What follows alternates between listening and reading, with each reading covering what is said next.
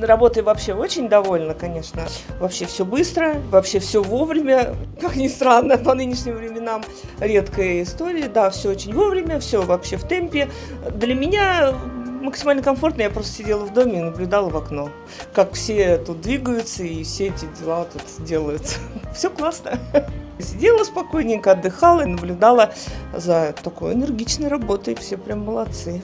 Не получилось с электричеством, но ребята вывернулись, все решили. Это мангальная беседка, и гриль стоит внутри.